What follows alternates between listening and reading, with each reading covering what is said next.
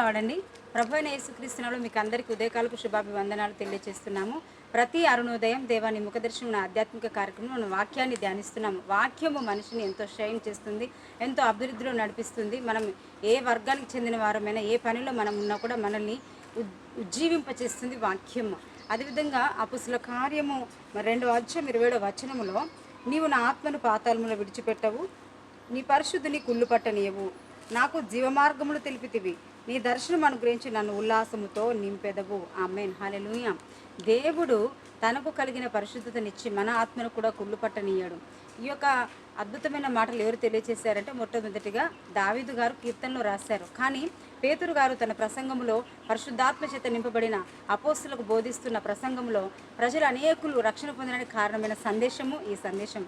ఈ రోజున మనల్ని సాతాను కృంగదీయాలని, పాపం చేయించి పాతాళంలో పడవటం చూస్తాడు. కానీ దేవుడు క్రీస్తు తన రక్తం ద్వారా మనకు పరిశుద్ధతనిచ్చి మనల్ని నీతిగా నిలబెట్టాడు. ప్రజలారా మీరు వినండి అని పేతురు గారు చేసిన ప్రసంగంలో మరొక ప్రసంగానికి 1000 మంది రక్షణ పొందడం మనం చూస్తున్నాం. ఆయన దేవుడు ఏం చేస్తున్నాడు? దర్శనం అనుగ్రహించి మనల్ని ఉల్లాసంతో నింపుతారు.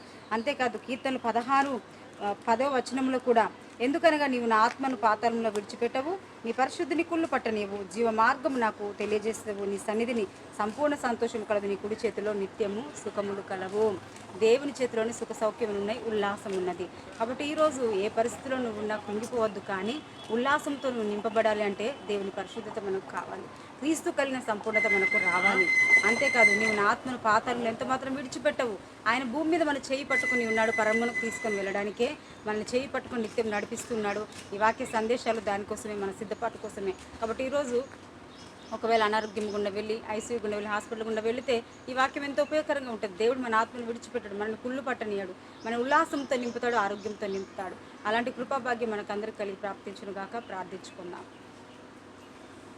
మహోన్నతుడ, సర్వశక్తి గల ప్రభువా, ఉదయకాల సమయంలో ఎంతమంది కూడా నమ్ముచున్నారు, నీవు నా ఆత్మను ఆయా పాతాళంలో విడిచిపెట్టవు, నీ పరిశుద్ధిని కుళ్ళు పట్టనీయవని.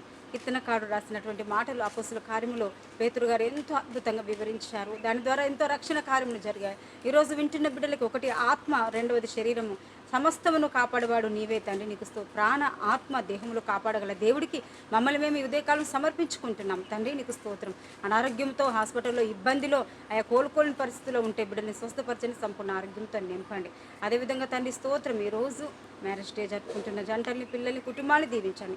బర్త్డే జరుపుకున్న బిడ్డల్ని ప్రభు నిండారుగా దీవించి 100 ఆయుష్తో ఆరోగ్యంతో నింపండి. శుభకార్యములు, మంచి పనులు, ప్రయాణములు తండ్రి స్తోత్రం, ఏ పని మొదలుపెట్టిన శుభము దయచండి, ఆటంకాలు తొలగించండి. ఇది వ్యతిరేకమైన మనుషులను మిత్రులుగా మార్చండి ప్రభా, శత్రువులను మిత్రులుగా మార్చేదేడు. అంతేకాదు అనేక పరిస్థితులు కూడా వెలుచున్న వారికి, హాస్పిటల్లో ఉన్న డిశ్చార్జ్ ఇంటికి రావాలి. ఆయా ఇబ్బంది ఆర్థిక ఇబ్బందిలో ఉన్నవారికి తండ్రి ఏదో ఒక రకంలో మార్గంలో తెరవబడాలి, డోర్స్ ఓపెన్ అవ్వాలి, డబ్బు తను దొరకాలి, అప్పులు తొలగిపోవాలి. ఈ రీతిగా బిడ్డలందరినీ దినం ఉదయకాలం తృప్తిపరిచి నిమ్మతో నింపమని యేసయ్య పరిశుద్ధ శక్తుల పుణ్యనామములో ప్రార్థించి వేడుకొంచున్నాము తండ్రి.